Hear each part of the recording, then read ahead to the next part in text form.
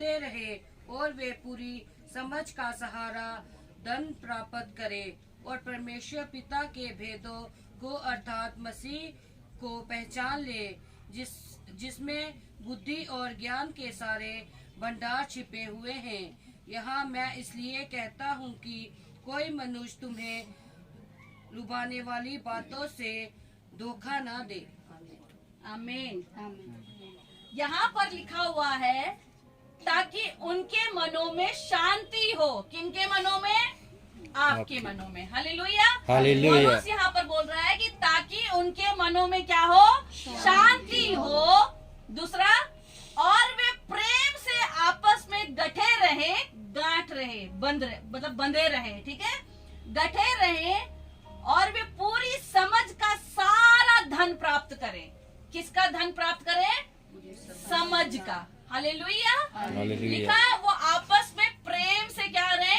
गठे रहे, शांति मिले और समझ का धन प्राप्त करें। किसका धन? समझ का। हालेलुया। क्योंकि जब आपके पास समझ होती है तब आप गलत काम नहीं करते हो। हालेलुया। हालेलुया। लेकिन जब आपके पास समझ नहीं होती है आप बेवकूफों वाले काम करते हो। हालेलुया। और परमेश्वर ने हमें नहीं बोला कि आप बेवकूफ बनो या मूर्ख बनो। परमेश्वर ने हमें ऐसा नहीं बोला। परमेश्वर ने क्या बोला? बुद्धिमान बनो। हालेलुया। लिखा है कि ताकि उनके मनों में शांति हो और वे प्रेम से आपस में गठे रहे और वे पूरी समझ का सारा धन प्राप्त करें और परमेश्वर पिता के भेद। किसके भेद? परमेश्वर पिता के भेद। कौन से भेद? कौन से भेद? कि मुंह से गाली नहीं निकालनी है। हालेलुया। खुद को श्राप नहीं देना है। हालेलुया। वचन जब आप पढ़ो तो परमेश्वर आपसे क्या कहना चाहता है उन बातों को आप समझ सकें। वो आपके दिल में शांति जब होगी, जब समझ होगी, शांति होगी तो वो भेद आप ग्रहण कर पाएंगे। हालेलुया। हालेलुया। और जब आपको भेद पता चल जाएगा तो सामने वाला चाहे मुझे कितनी भी गालियां देके जाए, मैं चुपचाप निकल जाऊंगी। हालेलुया। हालेलुया। उसके नजर में मैं मूर्ख बन जाऊंगी पर मेरी नजर में मैं समझदार बन जाऊंगी। क्यों? क्योंकि वो भेद मुझे पता चल गया है। हालेलुया। हालेलुया। परमेश्वर ने कहा पलटा लेना मेरा काम है, मुझे पता है वो भेद। हालेलुया। परमेश्वर ने कहा कि तू माफ कर, तेरे को नहीं कुछ करना है, तू माफ कर, छड़ परे और आगे बढ़। हालेलुया। तुझे अपनी जुबान को गंदा नहीं करना है, तूने अपने दिमाग में टेंशन नहीं लेनी है। परमेश्वर ने कहा पलटा लेना मेरा काम है। जो तेरी आंख की पुतली को छुएगा वो मुझे छुएगा, चाहे सामने वाला कितना भी बुरा क्यों ना हो। हालेलुया। तब हम उसके भेद को क्या हो जाएंगे? समझ लेंगे। हालेलुया। लिखा है कि कहाँ गया? आपस में गठे रहे और वे पूरी समझ का सारा धन प्राप्त करें और परमेश्वर पिता के भेद को अर्थात मसीह को पहचान लें। मसीह को पहचान लें। जब हम मसीह को पहचान जाते हैं तब हम ये भी पहचान जाते हैं कि मसीह ने कहा है, परमेश्वर ने कहा है, मैंने तुम्हें अपनी समानता में बनाया है, अपने स्वरूप में बनाया है।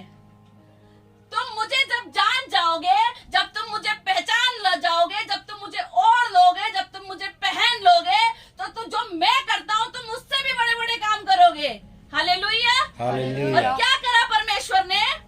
अपना क्रूस उठाया। लिखा हालेलुया। क्रूस उठाना का मतलब है अपनी मैं को मार दिया और परमेश्वर की मर्जी को पूरा किया। वो परमेश्वर का इकलौता बेटा था। वो चाहता तो वो बोल सकता था परमेश्वर किसी और से उठवा लो क्रूस, बहुत मुश्किल काम है।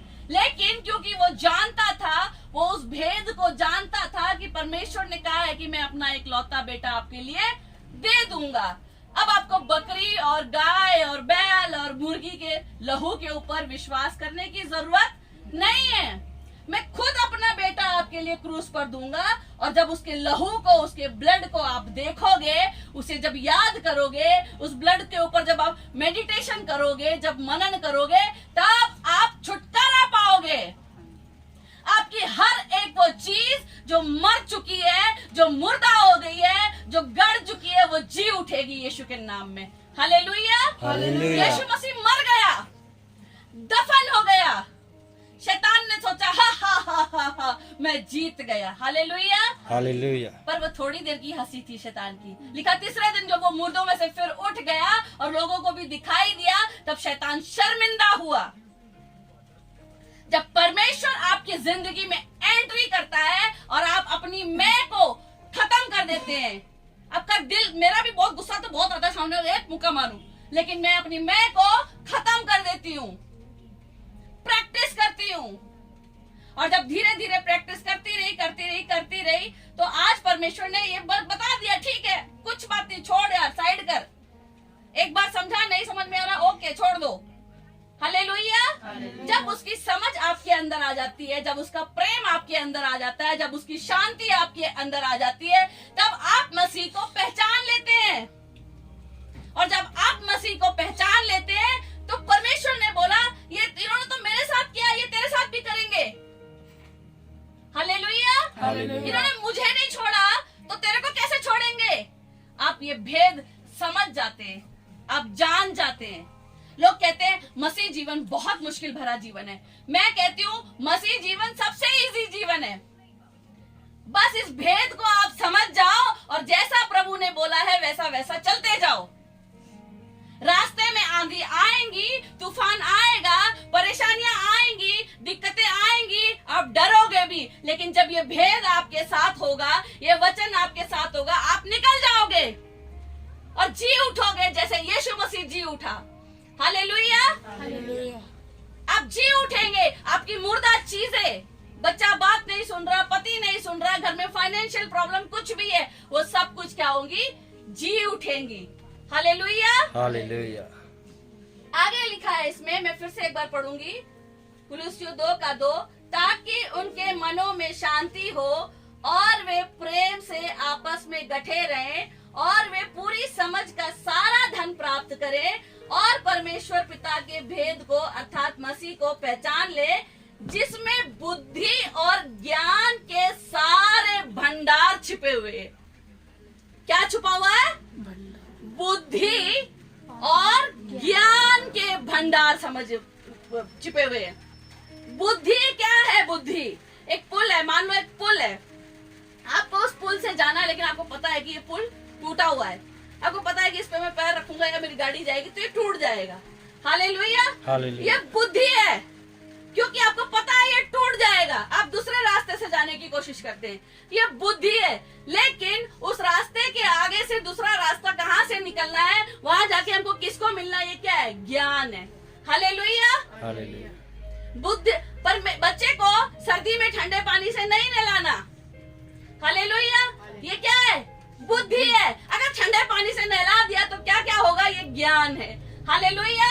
वैसे ही परमेश्वर आपको बुद्धि देता है कि आप वचन को पढ़ो, समझो और ज्ञान को जानो और वो आप में बना रहे, और जब आप काम करो तो ठक ठक ठक ठक काम हो। हालेलुया। हालेलुया। लिखा है, सीधा सीधा लिखा है, ये मैं इसलिए कहता हूँ कि कोई मनुष्य तुम्हें लुभाने वाली बातों से धोखा ना दे। किस लिए कहता है परमेश्वर ये? कि कोई भी मनुष्य, आपका पड़ोसी, आपके परिवार में लुभाने वाली बातों से, आकर्षित करने वाली बातों से, जो देखने में तो बहुत अच्छी है पर उसका रिजल्ट अच्छा नहीं है, आपको भड़काए नहीं, आपको बहकाए नहीं, आप सीधे रास्ते पे चल पाए। हालेलुया। हालेलुया। मैं वचन को एक बार फिर से इसको पढ़ूंगी, ताकि उनके मनों में शांति हो और वे प्रेम से आपस में गठे रहें और वे पूरी समझ का सारा धन प्राप्त करें और परमेश्वर पिता के भेद को अर्थात मसीह को पहचान लें, जिसमें बुद्धि और ज्ञान के सारे भंडार छुपे हुए हैं। सारे भंडार उसी में छुपे हुए हैं। अगर आपके पास बुद्धि होगी, आप 10 रुपए में भी घर चला लोगे अपना। हालेलुया। बुद्धि होगी तो, और अगर बुद्धि नहीं होगी 1 लाख रुपए में भी खतर खतर खतर खतर खतर खतर चलता रहेगा। हालेलुया। जिसमें बुद्धि और ज्ञान के सारे भेद छुपे हुए हैं, सारे भंडार है उसके अंदर। और आगे इसमें लिखा हुआ है, ये मैं इसलिए कहता हूँ कि कोई मनुष्य तुम्हें लुभाने वाली बातों से धोखा ना दे। भाई शादी है, शादी में बिना दारू के काम नहीं चलता, आपको लुभाएगा, है ना। दारू तो बनती है भाई, है ना, लेकिन आप परमेश्वर में हैं तो आप उसे अपनी ओर खींच लेंगे, लेकिन अगर आप मजबूत होंगे तो। हालेलुया। आपको खुद को मजबूत होना पड़ेगा। रोना धोना, ऐसा रोने धोने से कुछ नहीं होने वाला। घुटनों पे जाओ, इसके साथ रिश्ता बनाओ, सामने वाला बदलेगा। मैंने खुद ने बदला है, खुद को भी बदला, सामने वाले को भी बदला। हालेलुया। अब जाओ तो सही, रखो तो सही उपवास। दुनिया के भीड़ में मत चलो, अरे पास्टर जी ने आना है, आज खाना बनाना है, आज ये करना, टेबल, कुछ नहीं, दिल में कुछ नहीं हुआ, खाना खा के पास्टर जी चले गए। मत बनाओ ऐसा खाना। हालेलुया। मत बनाओ ऐसा खाना। परमेश्वर का काम है, उसके काम के लिए आप आए हैं, उसके काम को होने दो। हालेलुया। आगे लिखा है, यहाँ पर एक जो वचन है मैं उसको आपको क्लियर करना चाहूंगी, जिसमें बुद्धि और ज्ञान के सारे भंडार छिपे हैं। रोमियो 11 उसका 33 निकालो एक बार। रोमियो 11 का 33 मैं पढ़ती हूँ। क्या लिखा है यहाँ पे, मैं पढ़ती हूँ। आहा, क्या लिखा है? आहा, बोलो आहा, आहा, बोलो आहा, फिर से बोलो आहा। लिखा आहा। परमेश्वर का धन और बुद्धि और ज्ञान क्या ही गंभीर है, क्या ही गंभीर है। आहा। हालेलुया। परमेश्वर का धन और बुद्धि और ज्ञान क्या ही गंभीर है। उसके विचार कैसे अथाह और उसके मार्ग कैसे अगम है। हालेलुया। हालेलुया। गंभीर है, अथाह, जिसकी कोई था नहीं होती, समुद्र की कोई गहराई नहीं होती।